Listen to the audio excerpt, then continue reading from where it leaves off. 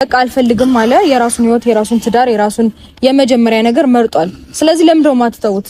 እኛ ይኸውልሽ ምንም ያደረግነው ነገር የለም። ፈቅዶና ፈልጉት እስከሆነ ድረስ የፈለጉበት መግባት ፈቅዶና ፈልጉ አይደለም ያደረገው። ከቤት ነው ይዘውት ሄዱት። እየሰማኸኝ ነው? ከቤት ነው ይዘውት ሄዱት። ጀመር በስልክም ስታወራኝ ልክ አይደለም እኮ እየሰማኸኝ ነው? እኔ አሁን እሷ ስላለች ነው እንጂ እሷ ስላለች ምናምን አይደለም። ሰማኸኝ ነው? በስነ ስርዓት አዋራኝ። ምንድነው? እሺ አብርሃም ፈልጉ አይደለም ሄደው። እየሰማኸኝ ነው? ሰዎች ይዘውት ነው ሄዱት ሄርሜላ ጋር። ስለዚህ የሁሉ ነገር ያደረገችው እህትህ ነች። ምንም ነገር አደርጋለሁ ከእጅ ሌላ ልትሰማኛለህ? ከዚህ በኋላ አጠገባቸው ልደርስ አትችልም።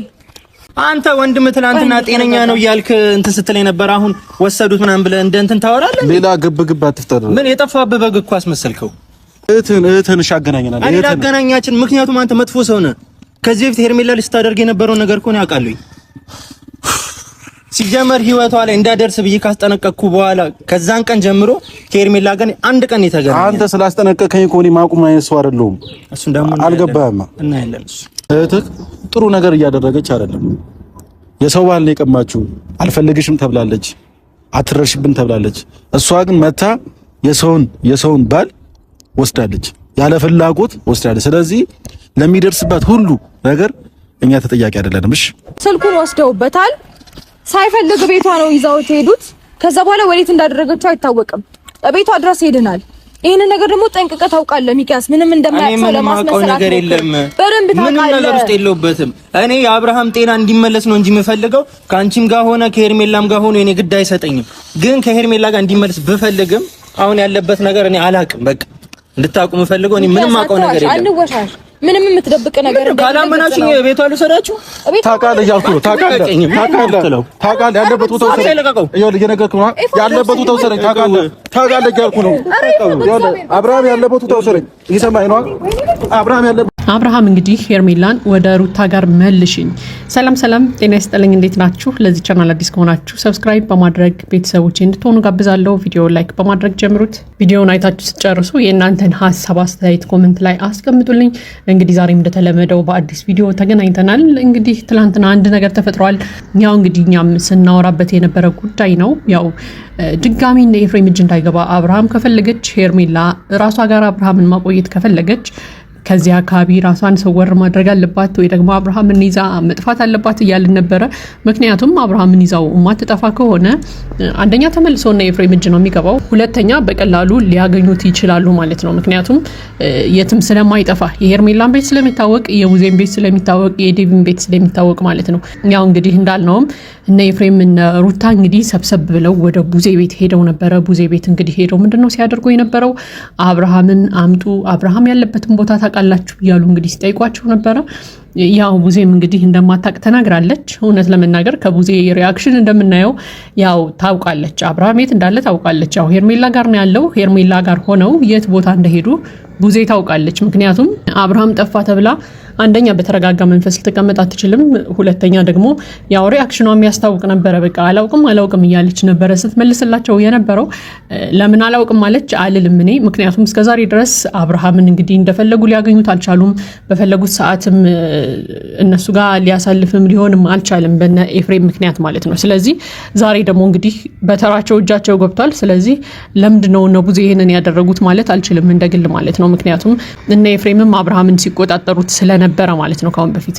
ስለዚህ እንግዲህ ያው ቡዜ ታውቃለች፣ እርግጠኛ ነኝ ዴቭ ነው አላውቅም ሲል የነበረው። ግን ያው ዴቭም ቢሆን አብርሃም በመጥፋቱ እንግዲህ ሲደናገጥ ምናምን አላየንም። ያው መጥፋቱም አላየሁም፣ ወደ ዩቲዩብም አልገባሁም፣ ቪዲዮም የተለቀቀ ነገር አላየሁም ሲል ሰምተናል ማለት ነው። ለማንኛውም ግን አብርሃም ሄርሜላ ጋር መሆኑን ያው ቡዜ ታውቃለች። ሄርሜላም እንግዲህ ይዘው አብርሃምን ጠፍታለች ማለት ነው። የት ነው የሄደችው? ያው በጊዜ ሂደት የሚታወቅ ነው የሚሆነው። ዞሮ ዞሮ አብርሃምና ሄርሜላ መመለሳቸው አይቀርም። ነገር ግን ቡዜ አንድ ነገር ስትናገር ሰምተናል። እሱ ምንድነው ስትል የነበረው? አብርሃም ይመጣል፣ ነገር ግን ወደ ደህንነቱ ሳይመለስ አይመጣም፣ ወደ ጤንነቱ ሳይመለስ እናንተ አታገኙትም እያለች እንግዲህ ስትነግራቸው ሰምተናል ማለት ነው። እነሩታል እንግዲህ አምልጧት ይሁን ምን ይሁን አይታወቅም፣ ብቻ ቡዜ ይችን ቃል ተናግራለች። አብርሃም መመለሱ አይቀርም፣ ግን ወደ ጤንነቱ ሳይመለስ እናንተ ጋር በፍጹም አይገናኝም፣ እናንተም አታገኙትም ስትላቸው ሰምተናል ማለት ነው። ለማንኛውም እንግዲህ አብርሃምና ሄርሜላ የት ነው የሄዱት? አብርሃም ጋር ጊዜ ለማሳለፍ ወይ ደግሞ አብርሃምን ብቻውን ለማግኘት አስባ እንግዲህ የሆነ ቦታ ቀይራ አድርገው ሊሆን ይችላል የሚል ግምት አለኝ። ለማንኛውም ግን እዚህ አዲስ አበባ ውስጥ ይኖራሉ ወይ? ምናልባት ላይኖሩም ይችላሉ። ከአዲስ አበባ ሞተው ሊሆን ይችላል። እዚሁ አዲስ አበባ ውስጥም ሆነው እንግዲህ የሆነ ቦታ ተደብቀው ሊሆን ይችላል የሚል እምነት አለኝ። ምክንያቱም ሄርሜላ አብርሃም ድጋሚ እነ ሩታ ጋር እንዲገናኝ ስለማትፈልግ ወይ ደግሞ አብርሃም ወደ ጤንነቱ እመልሳለሁ ብላ እያሰበች ስለሆነ ማለት ነው። አብርሃም ወደ ጤንነቱ ይመለሳል ወይ? እሱን በጊዜ ሂደት የምናየው ነገር ነው የሚሆነው። ዛሬ ላይ ግን እንግዲህ እነ ሩታ አብርሃምን ማግኘት አልቻሉም። ይሄ ነገርም እንግዲህ በጣም አናዷቸው ነበረ እውነት ለመናገር። ነገር ግን እስከዛሬ ድረስ ሩታና ኤፍሬም አብርሃም ደህና ነው ምንም አልሆነም እያሉ ሲከራከሩም ሰምተናል። እንግዲህ ትናንትና ማለት ነው። ባለፈው እንግዲህ ሩታ ከነ ሜሪ ጋር ስታወራ አብርሃም አሞታል ስትል ነበረ። እንግዲህ ትናንትና ደግሞ ጤነኛ ነው እያለችም ስትከራከር ሰምተናል ማለት ነው። ለማንኛውም ግን አብርሃም ጤነኛ ከሆነ ለምንድን ነው የአብርሃም ሄርሜላ ጋር መሆን እንደዚህ እያደረጋቸው ያለው? ምክንያቱም ለእኔ ጥያቄ ነው የሚፈጥርብኝ። እስከዛሬ ድረስ ኤፍሬምና ሩታ አብርሃም ደህና ነው ምንም አልሆንም ወደ ሩታ የመጣውም በራሱ ፍላጎት ነው ምናምን ብለው የሚያምኑ ሰዎች ናቸው። ስለዚህ አብርሃም በራሱ ፍላጎት ከሆነ ወደ ሩታ የመጣው አሁን ሄርሜላ ጋር መሄዱ እኮ ሊያሳስባቸው አይችልም። በቃ በራሱ ፍላጎት ነው አይደል መጀመሪያም ወደ ሩታ የመጣው። ስለዚህ አሁንም አብርሃም ከሄርሜላ ተለይቶ ወደ ሩታ ይመጣል። በቃ በራሱ ተነሳሽነት በራሱ ፍላጎት ከሆነ ወደ ሩታ የሄደው ማለት ነው። ስለዚህ ይህን ያክል የሚያሳስብ ጉዳይም አይደለም ሄርሜላ ጋር መሆኑ። መጀመሪያ ነገር አብርሃም ደህና ከሆነ ምንም ካልሆነ እኮ እና አሚሩ ራሱ ሄርሜላ ጋር እኮ ይዘውት ሊሄዱ አይችሉም። አይ አልሄድም እኔ እዚሁ ነው የምሆነው ቤቴ ነው የምሆነው ሩታ ጋር ነው የምሆነው ሊላቸው ይችል ነበር እኮ አይደል እንዴ? እና አሚሩ ሄርሜላ ጋር እንውሰድ ብለው ይዘውት ሲሄዱ እኮ እሺ ብሎ አይሄድም ነበር መጀመሪያ ነገር ደህና ቢሆን ማለት ነው። ስለዚህ አሁንም ቢሆን እነ ኤፍሬም ደህና ነው ብላችሁ የምታስቡ ከሆነ አብርሃምን ደህና ነው ወደ ሩታ የመጣው ወደ ሚስቱ የተመለሰው በራሱ ተነሳሽነት በራሱ ፍላጎት ነው ካላችሁ ሄርሜላ ጋር መሆኑ ሊያሳስባችሁ አይገባም። ምክንያቱም በራሱ ፍላጎት ስለሆነ ወደ ሩታ የተመለሰው አሁንም ሄርሜላን ዞር በይ በቃ እኔ ሩታ ጋር ነው የሚሄደው ልጄ ሚስቴ ብሎ ይመለሳል። አለበለዚያ ደግሞ የሄዱበትን ማያክ ከሆነ ደግሞ በቃ ወደ ልጅና ወደ ሚስቴ መልሽኝ ወደ ሩታ መልሽ ብሎ እኮ ሊጣላት ይችላል። መቼም እየተጣላት ሄርሜላ ጋር እየተጨቃጨቁ ደብቃ አፍና ልታስቀምጠው ትችላለች ብዬ አላስብም። መቼም አግታት ታስቀምጠውም አብርሃምን ካለ ፍላጎቱ ከሆነ ማለት ነው። ለማንኛውም ግን አብርሃም ጤነኛ ነው እያሉን ስለሆነ ዛሬም በቃ አብርሃም ጤነኛ ከሆነ የትም ቦታ ቢሄድ የትም ቦታ ቢደርስ የሚያሳስብ ጉዳይ አይደለም። በቃ በእነሱ አስተሳሰብ ጤነኛ ስለሆነ ማለት ነው። ለማንኛውም ግን አስገድደውትም ይሁን ምንም ይሁን ሩታ ጋር እንደሆነ ሁላችንም እናውቃለን። ነገር ግን ሩታ ጋር ሄደው በፍላጎቱ በራሱ ተነሳሽነት ልጄ ሚስቴ ብሎ ነው ወይ የሚለው ግን የሁላችንም ጥያቄ ነው። በራሱ ተነሳሽነት ነው ወይ?